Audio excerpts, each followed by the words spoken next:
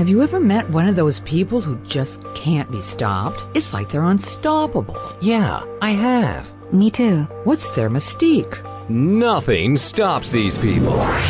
Don't stop. Welcome to Mission Unstoppable with Coach Frankie Picasso. You're about to meet some of the most amazing people. Stop. Don't stop. They've accomplished their goals despite insurmountable odds. They beat adversity, physical hardship, and traumatic events, and emerged triumphantly. They're people just like you and me, and they're winners. Are you unstoppable? Here's Frankie to show you how. Yeah, don't stop. I know you're unstoppable. Mary Pat knows you're unstoppable too. Welcome to Mission Unstoppable Radio. Today we are going on a new mission to where leaders get inspired, business transforms, emotional intelligence is the word of the day. My guest today transforms CEOs and their teams into emotionally intelligent leaders. We're going to find out more about what that means. Mary Pat Knight is the founder and CEO of Leaders Inspired, and she is known as a transformation strategist and an expert in emotional intelligence and human resource leadership. Her mission is to inspire businesses to transform and develop solid leadership, remembering that when you are inspired in the workplace, you inspire the world. And I love that, Mary Pat. I love that because I'm all about inspiring the world. Right. So we're going to jump into all of that, but this is Mission Unstoppable, and we have to find out how you got to be unstoppable. Yay. So we're going to go back to when you were little. Yeah. And I know a few little things, but not everything. So when you were like a little girl, 3 to 5 years old, doing whatever you were doing, imagining your life, what were you imagining? What were you going to be when you grew up?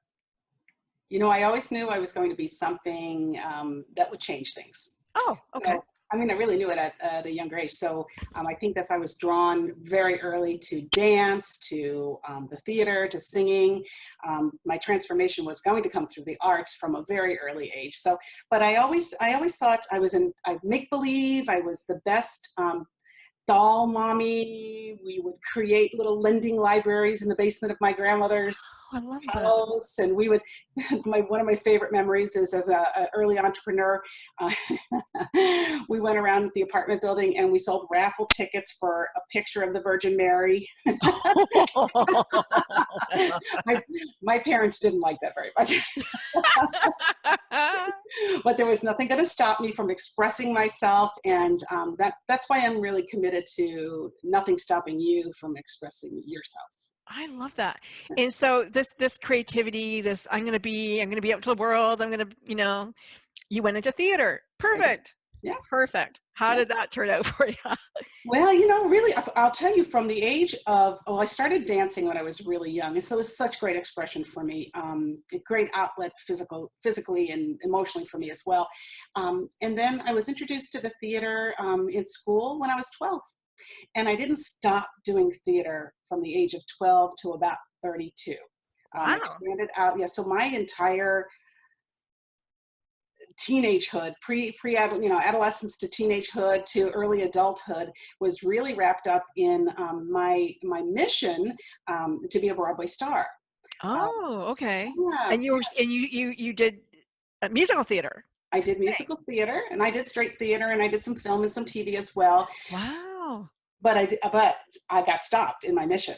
So okay, who stopped you? The universe stopped you? Oh, you stopped you. I stopped me. Yeah, I stopped me. And I think actually this led me into some of the work that I do today is because I started to embrace some society beliefs that maybe I couldn't have the life that I wanted to live and have that big dream of mine as well.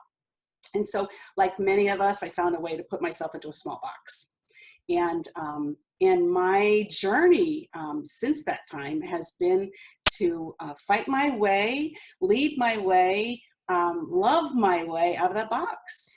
Well, you said that you're, a really good student of human behavior, and you would be, because to act, you need to express and to model all of that. So what is it that you look for, when you're in a group setting or working with the people that you work with, even when people are speaking to you, what are you looking at thinking, oh, okay, I know who they are? Or are you saying maybe if they did this, or what are the attributes that you look for? Well, first of all, I think, and for any of us who are out there in the world doing this, like you're doing this as well, is I think there's an innate sense of curiosity on the part of us who are, facilitating in some way or looking to facilitate some growth or change. And the curiosity has to stay really active because the curiosity is what links us to intuition.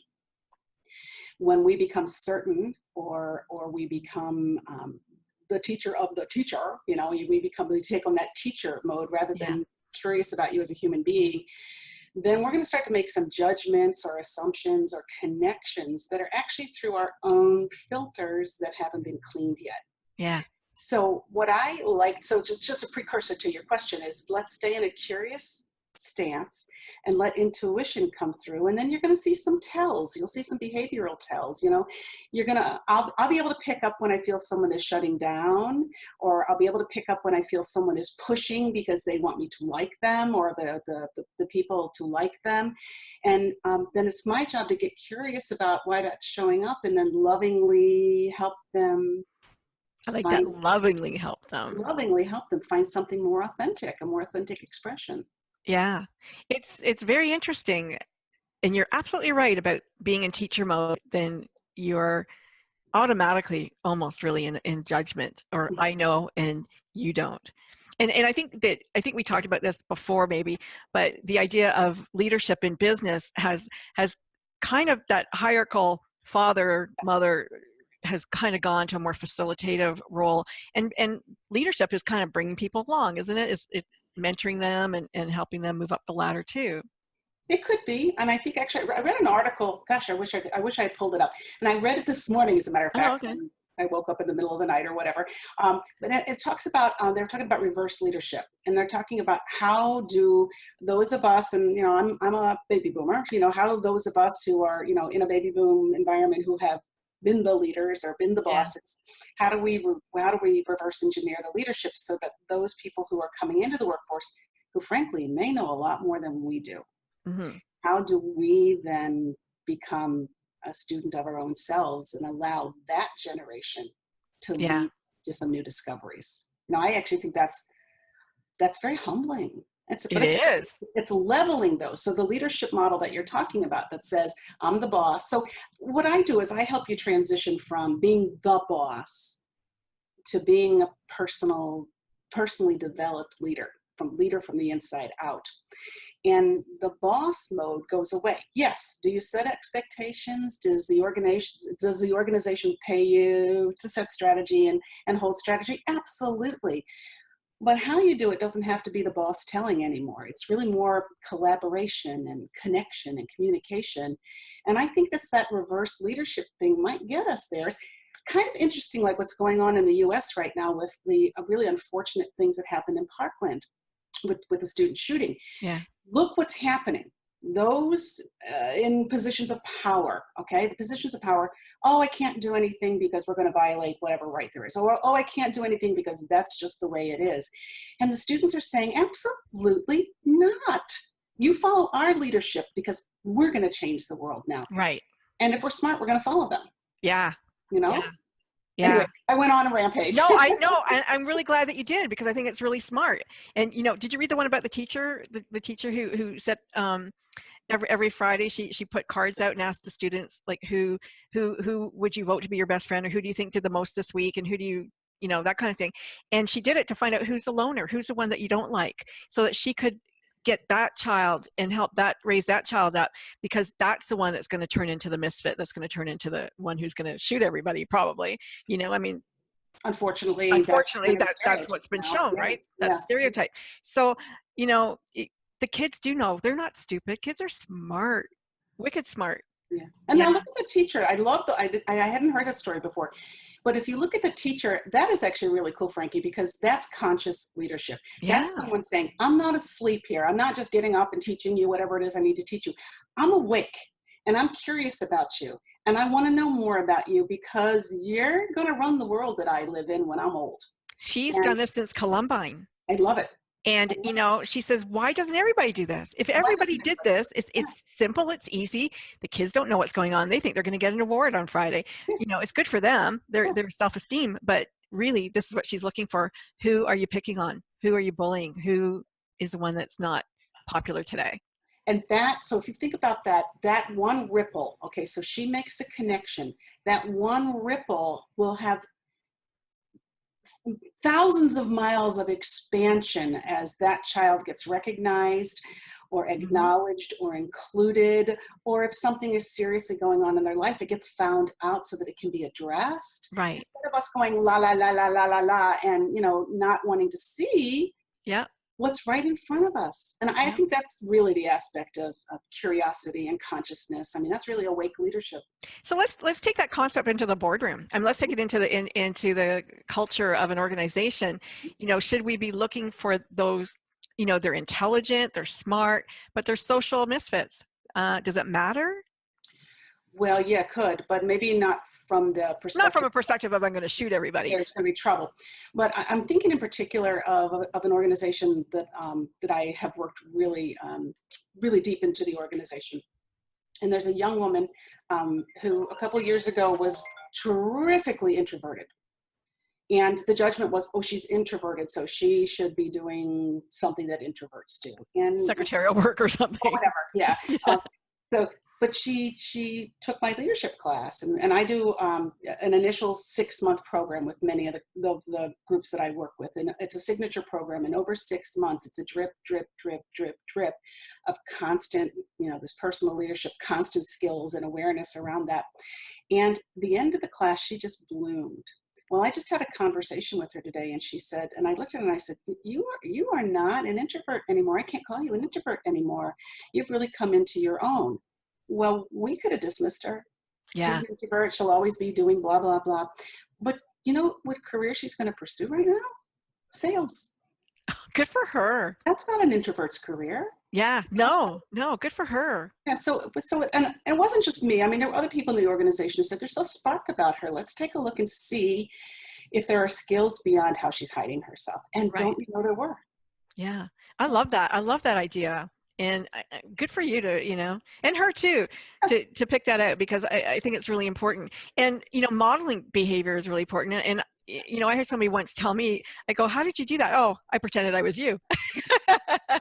And it's funny. I bet you have this. I bet this happens to you. I laugh. I have clients who say to me, I was actually talking to somebody about this yesterday. They say, when I'm in a bind and I think I have this little person on my shoulder and that says, what would Mary Pat do? Yeah, exactly. That's it. Exactly. And they go, okay, I'll pretend I'm her for the day and I'll just go out there and do it. And it works. I mean, it works in acting. It's got to work in real life too, right? If you think about it. So it kind of takes us back to the beginning, is that, to be an observer of life, because you have to bring it to life on the stage. Yeah. It's not any different from being a leader in an organization. You've got to be an observer of your own life and of your own stuff and really work to overcome it, because you got to bring that into your organization. That's your theater. Yeah. That's your stage. And if you aren't able to appropriately take the character and bring it to authentic life, you're not successful on stage. You won't be successful in your organization. Well, and let's look at the reverse then. We have a character who's, a JFK, let's say, or even a Trump, who charismatic maybe, or Trudeau, who was charismatic, but, and I'm not going to say they're not smart, but charismatic outwardly, and maybe not so much going on inside. I don't know.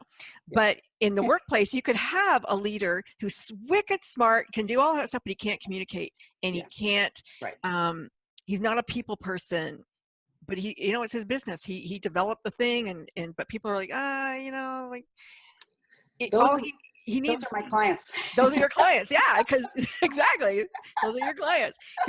Either they need to develop themselves or they need to develop a good right hand. I don't know. Well, that's actually not true. So I want to, okay, let's do it. My clients are going to watch this. I have highly emotionally intelligent clients for the most part, but then I also look at organizations, and sometimes the CEO or the leader will bring me in because they've got a team member or a president or a COO or somebody in the organization that doesn't have the same kind of emotional intelligence that they want in their culture. And so that lack of emotional intelligence gets found out. And it's really going to get found out with this next generation in the workplace, because they are BS monitors. They Yeah. just know if you're phoning it in or if you're playing a character, but there's no substance underneath, you're going to get found out. So I really admire when the CEO looks around and says, one, I've either reached the top of my skill and I need another set of skills to get us there, or I'm looking at the team saying, we need some emotional intelligence here so that we're collaborating and communicating and making the choices that are appropriate as a team to build the organization. So Yeah. substance. Well, I'm going to segue back to Yes. presidents, because you sang at the White House for the president, and you sang, Pierre Trudeau was there, you said? Pierre Trudeau. Yeah. And was it Carter? Who was it? Jimmy Carter. Jimmy Carter was the president. Oh, I love Jimmy Carter. Yeah. Was he as nice as he seemed? How old is your prime minister now? How old is Trudeau? Trudeau's son. His son is the prime minister. He's like in his 30s, late 30s. All right, so I probably sang at the White House before he was born. Oh, for sure you did. Yeah. Yeah. Oh, that's so funny. What did you sing? What did you sing? I was with a group. It was I was a younger teenager, and it was 1976, which is our 1776 200 centennial.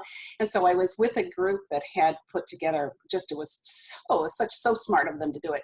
They put together a centennial celebration of all the songs through the history of the U.S. Oh, cool. And so I don't even remember what song. I sang 2 of them. I don't remember what they were right now, but I sang with a group of about 10 other people, and we were there in our little teenage red, white, and blue outfits. Yeah. It was very special. It really is. I think about it back then, and I'm like, how blessed was I? I mean, like, what leprechaun whispered in my ear when I was born that I was able to do that? That's a really cool experience. Yeah. And did you meet Rosalind? I did. I love her. I did meet her. Yeah. And Jimmy Carter, who I have a tremendous amount Me too. I just love, I don't know, just something radiates from that couple that's just so beautiful. It's love. Yeah, it's love. Yeah, they do. And they really do. Yeah. And social responsibility. I mean, you think about what you've dedicated your life to, Frankie. Yeah. I mean, of course you love the Carters because they're all about what you're all about. That's it. Yeah. And I worked on Trudeau Senior's campaign. I just loved him. I did. Yeah. Yes. So I met him too. So that was pretty. And I met Mrs. Trudeau as well. Oh, did you? That was Margaret at the time, was it? Yes. Yes. Crazy Margaret. It's our U.S.-Canadian connection here. Yeah, I love it. That's so funny. Oh, wow. I was living in the States in 76, so. Oh. Yeah, I was just coming back here, though. That's funny. Yeah.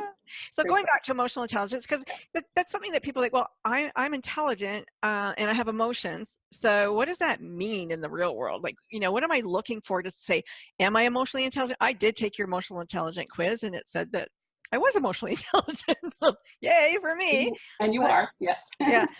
But what does it mean? What would you be looking for? What kinds of, let's take people through a couple of the questions. Let's see.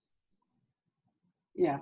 So let's just kind of demystify it, because I think it's a term that's being thrown around a lot, and it was on The Bachelor too. Oh, was it? Oh, it was on The Bachelor. Yeah, one of the girls, she was a psychologist major or whatever, and she goes, "You're just not emotionally intelligent," to another girl. So see, now that gets thrown. What does that mean? It's bandied around, right? Yeah. What does it mean? So IQ is generally fixed, okay? And you'll argue there'll be semantics around this, but it's generally not changeable. And EQ is not fixed. Oh, and some people have innate skill, and some people can develop the skill. It's their choice.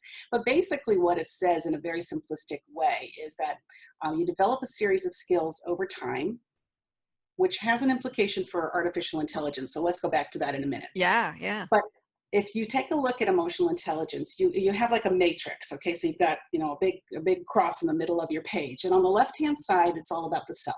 It's all about me. And on the right-hand side, it's all about you. On the left-hand side, at the very simplest form, I recognize I have emotions. I'm experiencing an emotion, all right? I don't tamp it down. I don't do it. I just recognize, oh, I have joy, I have anger, I have fear, I have sadness, I have whatever it is. I recognize it. I think we spend eons of our life on doing whatever we can to deny we have emotions. And that creates a lot of wonkiness and a lot of trouble. So on the left-hand side, the very, very top, I have emotions. So if it makes sense that I have emotions, and let's just say some of those emotions are going to trigger me, On the bottom part of that left-hand side means I have to find a way to manage those emotions. It's really important for corporate leadership because you think about the people who go around beating their chest or screaming or yelling or having, a tirade or acting on, what's in the news now, acting on, sexual harassment because they're in a trigger, whatever it is.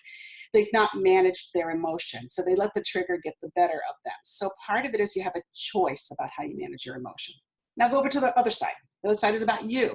And so if I have emotions, doesn't it make sense that you would too? And so do you think that might require me to have some compassion for the fact that you're experiencing emotions? So I don't have to go into judgment or criticism, but then what I have to do on the bottom left-hand side is I have to make a choice about how I manage the relationship. So do I need to listen more intently? Do I need to offer you feedback? Do I need to mirror back the emotion that you're experiencing? Do I need to call a timeout? Do we need to create a plan of action? I mean, you make a choice about how to honor and manage the relationship. Okay, so that's in a nutshell what EQ is about. Okay, so let me just stop you there for a moment. Yeah. You have an opportunity to respond or react. Right. I recognize that I'm feeling angry and I'm going to scream at everybody because I want everybody to know it.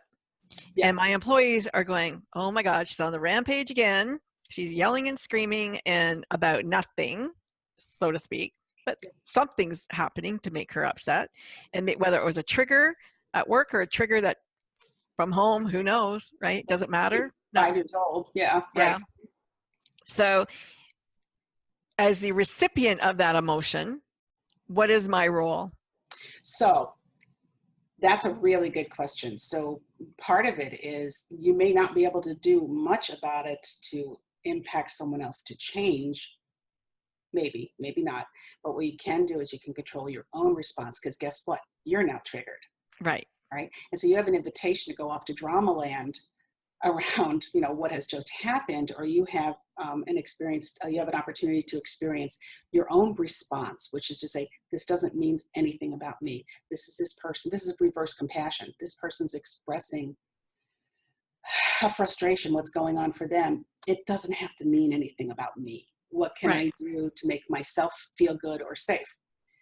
Then the next higher level, and this is what we learn in the training that I do, is how do you then go back and give the feedback that says the impact of what just happened on me and the rest of the team is this, and I don't think that's what you want. How can I support you? That takes a lot of courage, doesn't it? It does, and especially if they're calling your name. Yeah. Right? Mary Pat, you didn't do that, Mary Pat. Well, think about it. I have to tell you, it's not about me. I have a natural defense mechanism when somebody offers me feedback. It's the way I'm wired. Yeah. I'm never, ever going to be the leader and the role model that I want to be if I don't take a deep breath. When someone offers me feedback and I'm triggered like, what? Me? If I don't take a deep breath and say, tell me what you see, because I think I'm in a blind spot, then I miss an opportunity to open a huge gift. Yeah. But sometimes, and I'm going to admit, it happened to me last week. You poke and you poke and you poke that bear, and the bear's going to, you can keep it contained for a long time, but eventually one day you just blow it. Yeah. And I blew. I knew I did wrong, but I took it back. Yeah. Yeah, I took it back, and I took responsibility for my action, and I said, I'm sorry, and I did it. I didn't want to do it, but I guess that day I did want to do it. Yeah. And it felt childish and good. Welcome to being a human being. Exactly. But I don't walk on water. I don't.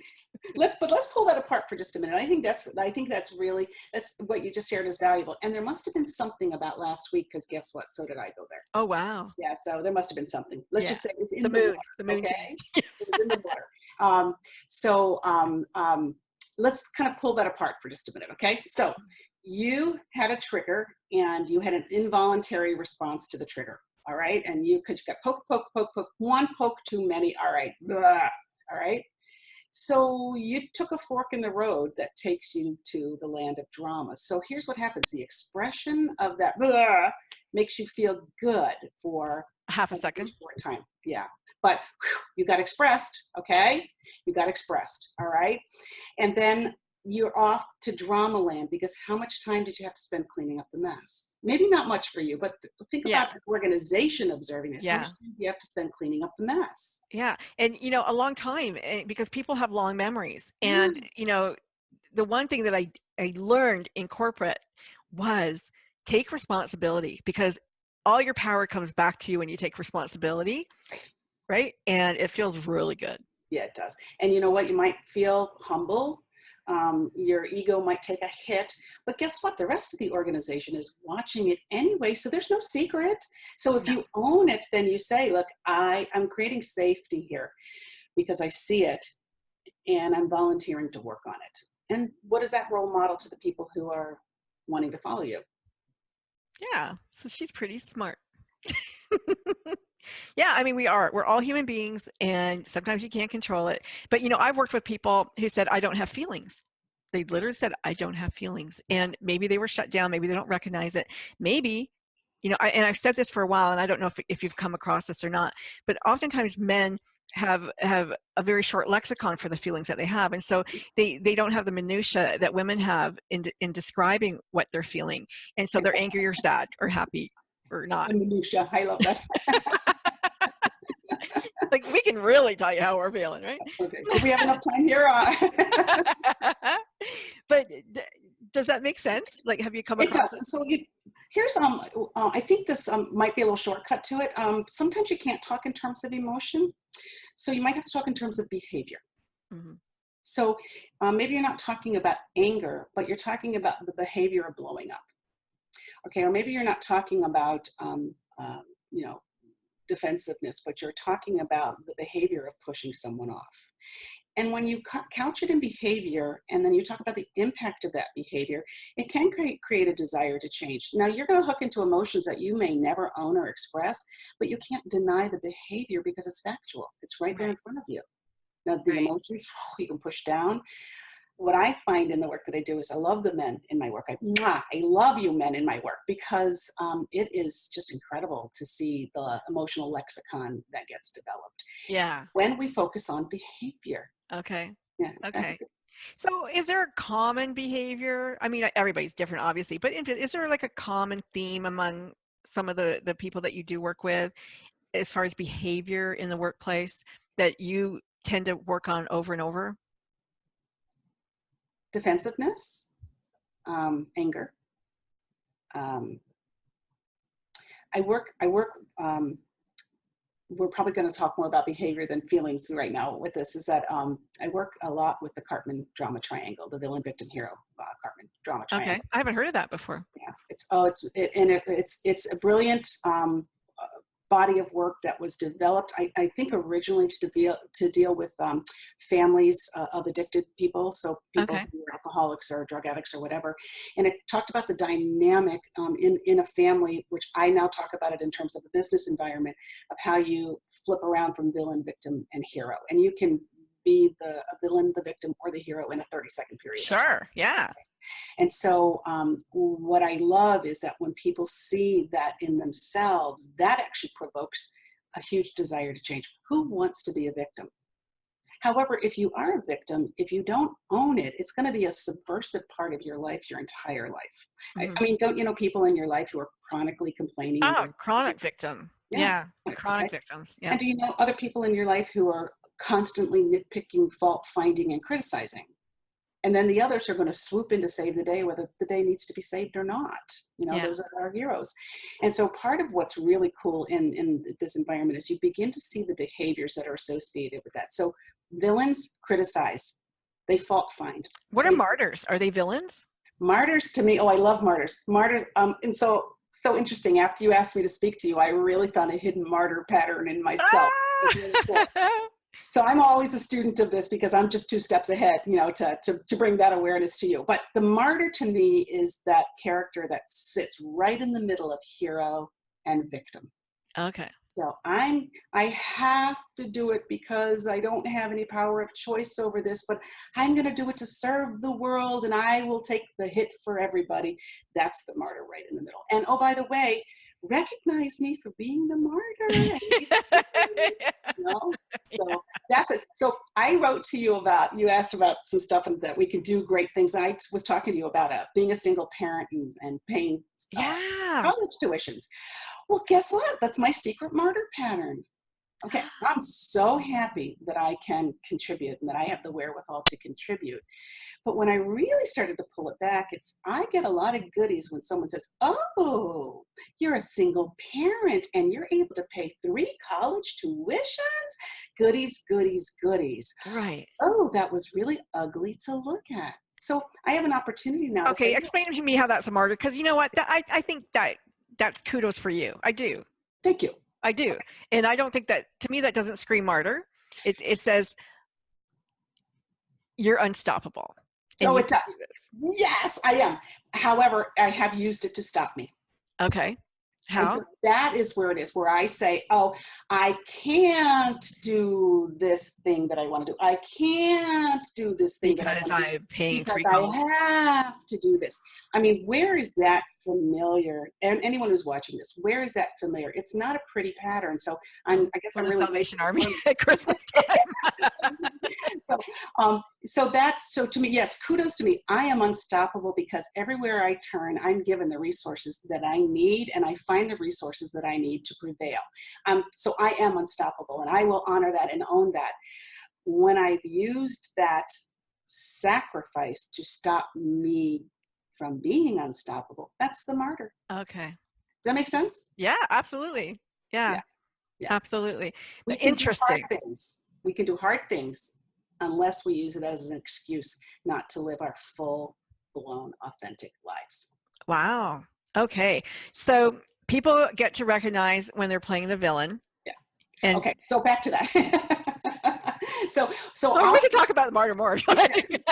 I will help them to see the behavior around it, because the behavior is undeniable, and there's certain victim behaviors too: the blaming, the subversive gossiping, the feeling helpless or powerless, and how that's expressed. And then you go over to the hero, which is, I'll pay the rent, the whole, Dudley Do Right thing. I will do it. I will be the one who stays late. I will be the one. I can give you the advice. You can talk to me because I know what you're going through. I've got a line of people outside my door who are seeking my advice, which I think a lot of coaches sometimes have to struggle with. We do, that, yeah. Because we're not the advice givers. We're the great question askers. Exactly. That's leadership. The other one is hero. Yeah. So anyway, to kind of go full circle, that's the kind of behavior that I start to see. And as we start to pull that apart, other behaviors, like an onion skin, the other behaviors start to pop up and people start to own them. And it actually becomes kind of fun and comical. I mean, nobody takes offense anymore. You're acting like a victim. Someone says you're acting like a victim. Oh, yeah, I am. So I just went on another rampage. No, it's good. I'm glad we got time. We got lots of time for rampages. Animals and children are the best teachers. I think so. Talk about that. I could talk about animals all day. So.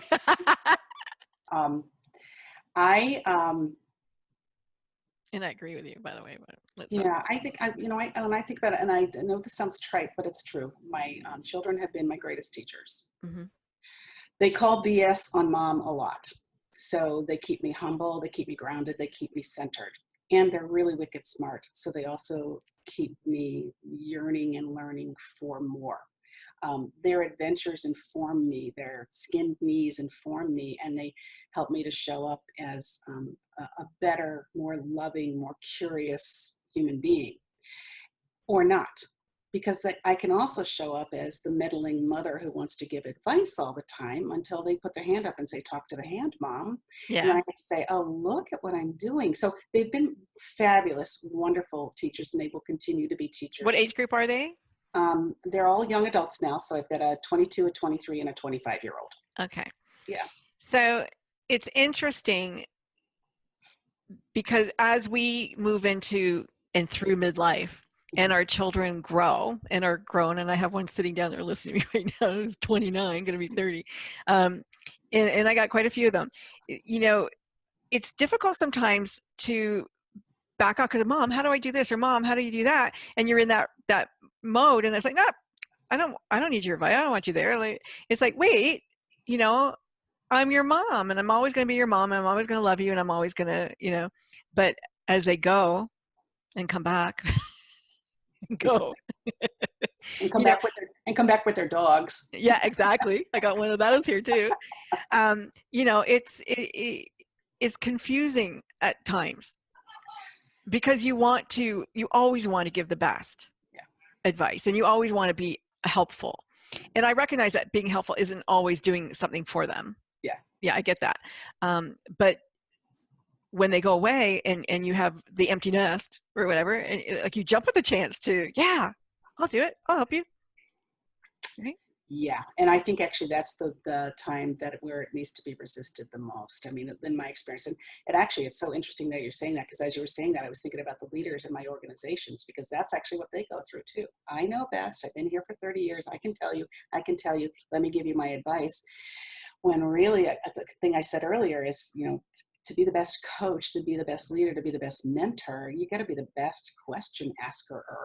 You know, Yeah. and so, you know, with my kids, I get it, Frankie. I'm so tempted to say, and I do, trust me, a greater part of the time I'm doling out advice.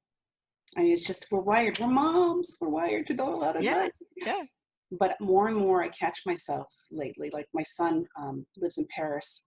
God love him. He's just living a great life in Paris. And unfortunately got his phone stolen. So I'm like, as a mom, I'm like, let me fix it. Well, I can't fix it. I'm here in the US, he's in France. And but so, you go to the end of the world to try to fix it. You would. I did. I Googled everything. Okay. But then he had a final question for me today, and I had to say to him, you know, I really don't know the answer to that, but I think if you Google it, you're probably going to get the response that you need, or you're going to get get your question answered. But it would have been really easy for me to say, hold on, let me pull up my computer. But thank God I had to talk to you, so I couldn't do it. There you go. Saved me. I saved you. Yay. No, but it's true. And, you know, that is one thing. Like I have people, you know, writing to me as well, and they go, oh, I know how to, you know, you're writing a book on this. I've got the perfect. And I go, I'll decide if that's the perfect person for me, because you don't know where I'm coming from. You haven't asked the question yet, right? Yeah. And I get that. The people in the organization who's been there the longest, I'll tell you, but that's not the information you're looking for. And what is good about those people is that they have the history of the organization. And so they have that memory that the new people do not have. And sometimes when, you know, I've seen where the organization throws everybody out and nobody's left with that history, and everybody's like, what? I don't know what to do. Okay, hard for them to accept new systems, hard for them to accept, you know, other things. But there is something about continuity and having a historical reference within an organization. I agree. Well, I think if you have a true transformational leader who really is committed to staying awake and pulling out the best that they can of, you know, all the people who are involved, that hopefully is not going to happen, because they're going to see that the answers are in the collective wisdom. Yeah.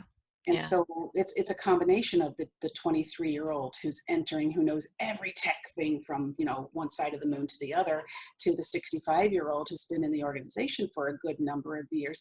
How do you combine those two for collective wisdom? And I really do think that's kind of an interesting and wonderful leadership challenge moving forward.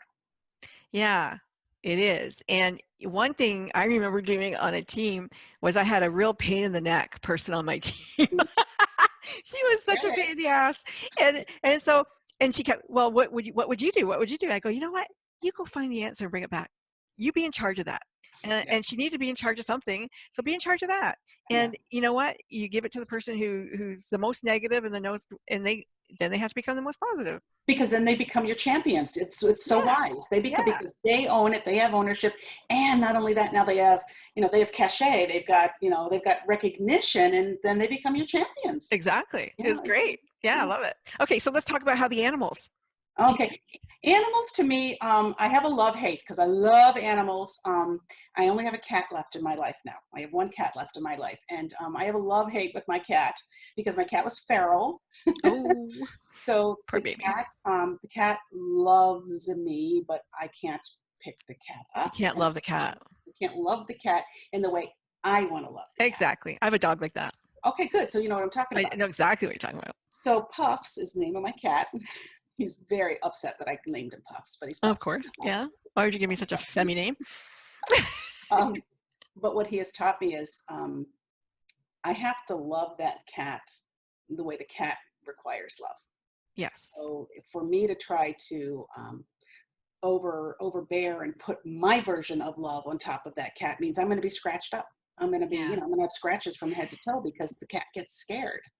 That's what we call the platinum rule, right? Don't, Yes. love Okay. me like you, love me like you, right? Like do what you need, not what I need. The golden rule was treat others as you Right. treat yourself. Right now, we're going to treat others as they wish to be treated. And that is what's so important. Yes. The platinum rule, we call it. And I love the platinum rule. Thank you for reminding me of that, because that's conscious leadership. Yeah. That is what, and conscious leadership really is all about love. I mean, let's just use the word, okay? It is about love. I love what I do. I'm passionate about what I do. I love you. I love the organization. I love what you can become. I love the possibilities that we're creating together. And I don't have to have my way, because you're going to require me to customize my leadership or my behavior or my personality or communication style. I'm going to have to customize to what's going to make you the best version of you, or support you, not make you, support you to be the best version of you. So Puffs the cat actually demonstrates that to me on a regular basis. Now, I haven't been in corporate for a long time. Do they still do 360s? Some do, and I think there are many schools of thought about it. There are some who are very, very, very rabid 360. I'm kind of in the anti-360, except if the 360 is done when you train someone to ask for the feedback and receive the feedback personally. Yeah, I used to really like that, because sometimes you don't know what people think about you. So it's kind of nice. But the anonymous stuff actually is hurtful, I think, because then you can put all kinds of meaning in the anonymous stuff, It's kind of nice who's giving it, to know who's giving it to you. Yeah. But I think it is we do need to learn how to accept the feedback. And I mean, it is personal because it is about you. Yeah. Don't take it personally. But the but is there, so it is personal. How do you teach people that? Feedback's a big, big, big part of my private coaching and my group work. It's a huge part of it, because and we have a feedback formula that we teach to offer feedback, but then we pull the formula away. It's only a way to create safety. But the receiving of the feedback really, talk about an EQ, it really stirs up some emotions that like me. That's not true. That's not true about me.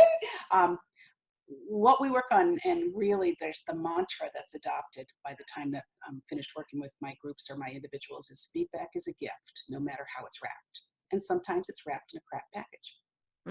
It just is. So part of it is to say, the feedback is being offered to me. Let me open this gift to see if it is a gift for me. And if it is, let me work with it so that I know it was intended for my betterment. So even though I might feel pinched or closed off or want to be defensive or deny it, it took someone courage to offer me that, even if they did it in a clunky way because they were uncomfortable.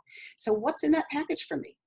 And much like the same way, if I were to say to you, oh, Frankie, I don't think that brown hair works for you. You don't have brown hair. That feedback's not for you. That's about me. I'm colorblind or whatever, Yeah. Yeah. So we're able to evaluate it when we get neutral about, and then honor the intent, and then have compassion that not everybody is going to be able to give skilled feedback to you. It takes a lot of courage to open your mouth to someone. Yeah. Yeah, it does. Yeah. It does. So are there trends happening now in your work? Are there new trends in I mean, you teach, the leadership master 6-week course, and but are there trends now? I know we hit on a little bit, but the magazines are coming out and this is the new thing. I think there's a couple of things that we probably want to talk about. Is one, the role of technology in learning. Oh yeah, we need to hit on that. Yeah, that's going to be I think big. And it might just intelligence we were going to talk about. Yeah, so it might just be my experience or my bias. I do think this kind of work is done really, really, really well in a group or one-on-one personally, like that you have a personal touch. However, I am experimenting with offering this exact same curriculum in a virtual format. So actually we're going to launch that in April. So I'm gonna, and I have piloted it. I've done a beta, 3 different betas on it. It's actually worked really well. So I've got to challenge my own bias about this. But so technology is big. Artificial intelligence is the Uber technology. And so one of the things that's interesting, if you look at some of the studies, artificial intelligence, they believe in very short order is going to be able to replicate emotional intelligence and communication skills. So because it's a series of repeatable tasks over time that you master. So they're going to be able to replicate, good eye contact or active listening or, nodding or whatever it is, whatever it is. What artificial intelligence will never have, though, is the heart and soul. Right. So they're not going to have the, whatever that connection is that allows you to be curious in the moment, to adjust in the moment. They're going to pick up on your cues, your facial, your body language or whatever, and begin to adjust their responses to that. So it will go hand in hand. I mean, I think artificial intelligence is it's going to disrupt the customer service industry like crazy.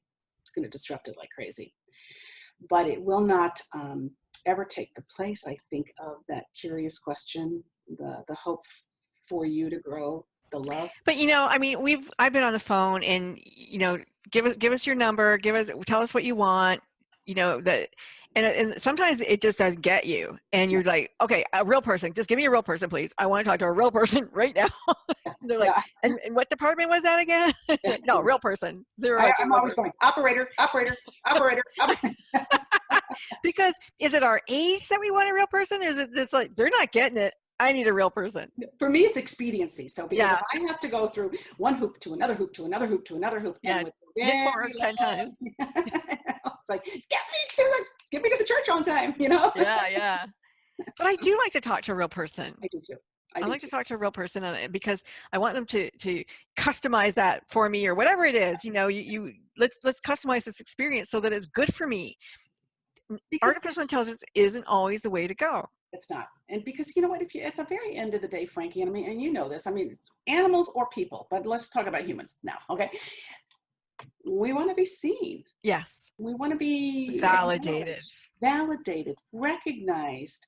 We want to mean something in the world. And it doesn't mean we have to be, the next president of the United States, but we want to have meaning. I mean, we talk about in the workplace, the highest value now is just I'm going to get paid. I know it. Okay.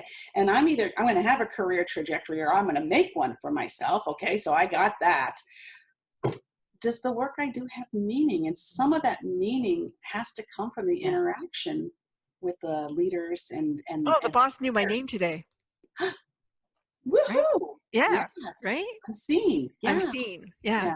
They like that. People like that. And I think it's important. Well, I work a lot in the hotel and hospitality industry, and there, you've got some of your general managers who will, stay in their office because they're better off doing their reports and stuff. But the ones who are really super successful are the ones who are out and who know their employees' names, who know their associates' birthdays, who are finding out what they did on the weekend, or just even when there's a language barrier, having just a little bit of a touch point. Those are joyous hotels, and you can feel that when you walk into a hotel. You can feel it. So, yeah. It was funny because my dad had started a business in his 80s, and they were telling, and he had to, and they, the employees were saying the one thing that they loved was he always knew their name, he knew their kids' names, he knew things, and he'd been a salesman his whole life. I mean, he'd been the CEO, but he'd been you're a salesman, right? And I'm the same way. It's like I've always remembered people's names. I've always, those little things, nuggets about them. People like that. They like to know that you knew that, and it makes them feel comfortable. It makes them want to do business with you. Absolutely. And I don't know why that's so difficult, but for some people it is difficult to remember those details. Well, here's what, for me, I've always struggled with names. And so I've had to play games with myself to remember the names, but I never, ever forget a detail about you because I'm just curious. So I'll have people, I'm moving on to the second half of the advanced work that I do with the teams, and I'm remembering what they told me in the first class. And they're like, how did you remember that? Well, it becomes important to me. So I've had to make names important to me too, because I've always struggled with the names. Yeah. Well, names, and especially now when there's so much diversity in the world, and, you've got a 13-digit name. They can be hard, but I'm just going to call you G, okay? yeah, that's right. That's right. But the fact is, like, you did remember something about them, and that's the important thing. And That's the important thing. I don't know if maybe artificial intelligence will or not. I don't know, but I think that there's a place for both. Like, I know somebody who developed an app for addiction and using gamification, almost like a nano. You feed it and water it, and it's going to give you a prize at the end of the day because you didn't take that drink or you didn't take the hit. I don't know why that's so important to people to get the little prize, but it seems to be. Well, think about it. Yeah, it is important. I mean, what do we do as kids? We put gold stars on calendars. Right. What happens with our kids today? They ratchet up whatever the points are on the Xbox game they're playing. Yeah, it is. I think we're wired to be seen and to be given recognition for the one thing that I made sure when I was at work was to implement a volunteer program, a volunteer recognition program, because I did want people to be recognized for the work that they did other than the work that they did on the job. Yeah. Right. And I think that says I'm seeing the whole you and not just the you that comes to the door, through the door, and the rest of you stays at home. Right. Yeah. Is that changing? Yeah, no, I appreciate that about you too, because here's also what kept you authentic about that is, I mean, you've got from our the conversations we've had, I know that you've got a real heart for social justice. Yeah. You've got a real heart for making a difference in the world through volunteering and through activating people into social justice. And so how authentic of you to recognize that's a strength of you as a leader, and then to be able to incorporate that and include other people into your world that then circled back out into the world. That's the work. That's the work. Yeah. I love that too. And I think that we need to think holistically about people, because they're not just the person at work, they're everything else that goes with it. Yeah. And that's part of the emotional intelligence. I had a really bad day. I screamed at you, but my sitter didn't show up, and the teachers are expelling my kid, and right? Yeah. Please forgive me. Oh, what is it? Ho'oponopono? I'm not going to say it right. Yeah. Yeah. Thank you. You know what I'm talking about. I know which one you know. Ho'oponopono. Please forgive me. I love you. Yes. Yeah. Whatever. But that's the whole notion is, when we say, if we say, the younger managers who want to have positional power and say, I'm going to write you up for being late. And I'm like, dude, why don't you find out why she's late? My kid has a special need and has to get to school by this time, and I can't get to the transportation on time. All right, well, have some compassion and make an adjustment. Right. There's so much that we can do today, flexibility wise. You've got a cell phone, you've got a laptop, you've got an iPad, you've got a whatever. Like, does being at that physical desk make a difference? If it doesn't, be flexible, right? Yeah, exactly right. And that is seeing the holistic humanity of a person and being able to adjust. And sometimes you can't adjust. You're going to do what you can, but if you can, then, have some compassion. I mean, for heaven's sake, there's going to be a time that you step in mud too. Yeah, exactly. Yeah. Exactly. Yeah. I like that. So you wrote a book. I got to ask you about your book. Tell me how you wrote it, because I loved the concept of your book. Do you mind if I reverse engineer this for just a minute? Yeah, sure. Take over. Would you tell me about your book? The I Bared My Chest book? Yes. I Bared My Chest, 21 Unstoppable Women Get Naked. And we are launching the book. I'm having a launch, the official Amazon launch day on Facebook Live, March 7th going into March 8th, because it's going to be part of the International Women's Day. Oh, yeah. Well, yay. So maybe you'll come and talk to me on March 7th. And we're going to be pushing the book on Amazon, but we're also going to be talking about women in history that we admire, and a 24-hour stream. I love it. I love it. Everyone an unstoppable bookathon. An unstoppable bookathon. Everyone show up. Okay, this is really important. When I read the concept of your book and I saw what you put together, I was like, oh, it's a book the world needs. I'm so happy that you're able to. It's awesome, and it came together, and the Audible book is out now, and the ebook and the hardcover book, and it's almost like 700 pages, and it's like, yay, big. It's very heavy, but it's exciting. It's exciting, and I'm really excited I think I'm having the very first Facebookathon, 24 hours. Yeah, so that's kind of fun. Yeah, I'm going to make history with on history. And I thought it was appropriate, to go into International Women's Day. So 7 a.m. from the Wednesday, the 7th, into International Women's Day on the 7 a.m. on the Thursday. So I'm hoping that people will join us. And I know a lot of the ladies are going to be traveling. Some will be in Europe at the women's conferences around the world, and they'll be picking up women to invite and spend an hour with them as they do it. So hopefully, thank you for asking about that. I appreciate that. So I'm going to ask you one more question, okay? Yeah. So if you think about women in history, okay, because I have a thought bias that 2018 really starts the year of the revolution. Now it could be the teenagers or it could be the women, okay? But it does start a year of revolution, of leadership, where we claim, don't blame, where we're not victimized, where there's a real sense of changing the trajectory. I mean, what did Steve Bannon say? Okay, Steve Bannon, who was the Breitbart guy, okay, President Trump's guy, said, oh my heavens, this is going to change 10,000 years of patriarchal history. And I'm like, yeah, darn right, let's do it. So with that in mind, who is one of the women in history you most admire? Oh, wow. I have a lot of women in history that I admire. A lot of them are women who not suffragette, but women who, like a Rosa Parks, totally admire, women who stood up for injustice, obviously, because I can't stand it. And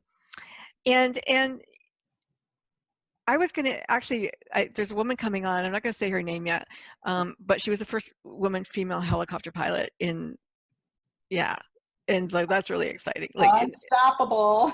I like unstoppable women. I like it. I like women who aren't afraid to do the job. I think that who's yours? You know what? The one who comes to mind is Harriet Tubman. Yeah. When I think about the risks that person took and how many people that she was able to shuttle to a new way, to transform their lives in a new way, taking tremendous risks and having courage. I just, wow. I have a friend here who is the 6th generation. He's 6 generations now Canadian, but whose ancestor brought everybody through to Canada from the Underground Railroad. And so they celebrate every year. They have the Emancipation Festival, which I've been to, which is a lot of fun. And, it's so exciting and it's interesting, so interesting how, in the quilts, they put code in them. And, if you knew the code, then you know where to go. And like, wow. Yeah. That's fascinating. Yeah. Fascinating. Yeah. What a good conversation. I know. We'll have to do another show. But yeah, I love that. And I do. I just love anybody who has, for me, like a Clarence Darrow, but he's not a woman, but if he was, he'd be like top of my list, Yeah, absolutely. Yeah. So we have been celebrating this last hour with Mary Pat Knight Sullivan. Yeah, we have to have the last name on now. There's so many names, man. What is Sullivan is the maiden name. It's on your Facebook so that all your high school friends can find you. So Mary Pat Sullivan Knight is such a mouthful, right? But so Mary Pat. There you go. Tell us how we can find you. Okay, so if you wanna visit my website, it's leaders. It's plural. Don't do leadership. Do leaders. Leadersinspired.com. You can always reach out to me or my team at support@leadersinspired.com, and those emails also get funneled to me, so I see everything. And you took the quiz, so maybe you might want to go and do the EQ quiz, and the link is bit.ly link bit.ly/EQ quiz 2018. Take the quiz. It's lots of fun. You'll find out how where you are on that emotional intelligence scale. And it doesn't mean, if you're low, that's the one thing you can change. That's right. And if you change that, if you're an expert, you're smart, you'll change it. And if you're an expert, you don't want a strength to become a weakness. So yeah, exactly. Yeah. This was so much fun. Thank you, Frankie. Thank you for coming on. I had a great time. I hope all of you have had a great time too. We will, you can download this later and listen to the podcast as well. It's going to be, you can drive around and listen. It'd be great. But thanks. We'll be back again next week on Mission Unstoppable. Again, my guest has been Mary Pat Knight. And I'm just going to stop.